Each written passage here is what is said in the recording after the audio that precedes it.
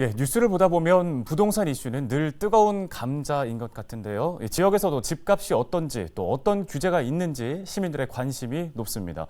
지난해 조정 대상 지역으로 지정된 광양시에서는 미분양 세대가 늘면서 규제를 해제할 필요가 있다는 목소리가 제기되고 있습니다. 김신혜 기자입니다. 지역민들의 정주 여건 개선을 위해 택지를 개발하고 신규 아파트를 공급해온 광양시. 지난해 12월 조정 대상 지역으로 지정됐습니다.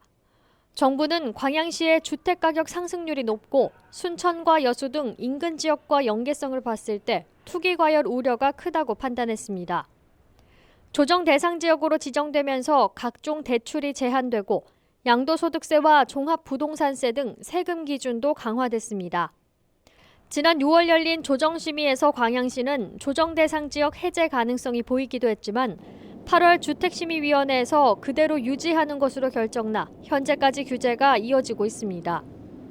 지정 1년째, 주택시장엔 어떤 변화가 있었을까? 광양에서는 조정 대상 지역 지정 이후에 분양에 들어간 아파트 2곳을 포함해서 1,300여 세대가 미분양인 것으로 파악됐습니다.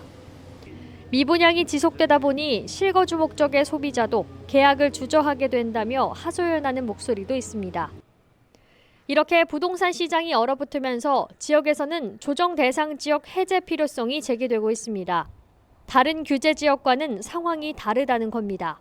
성황동이나 황금동은 조정구역 지정을 놔두더라도 나머지 마동이나 광영동이나 나머지 지역 전체를 해제를 해야 됩니다. 그렇지 않으면 이게 피해가 큽니다.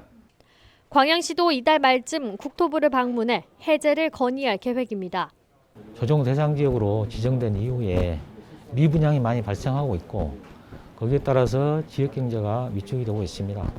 그런 측면에서 다시 주택 시장의 활력을 불어일으키기 위해서 국토부에 조정 대상 지역을 해제를 건의할 계획입니다. 일부 무주택자는 규제를 유지해야 집값이 떨어지고 실거주를 위한 집을 살 수 있다며 해제를 반대하고 있습니다.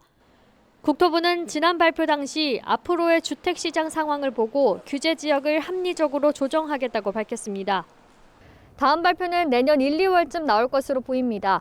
광양시가 조정 대상 지역에서 일부 해제될 수 있을지 지역사회 관심이 집중되고 있습니다. 헬로티비 뉴스 김신혜입니다.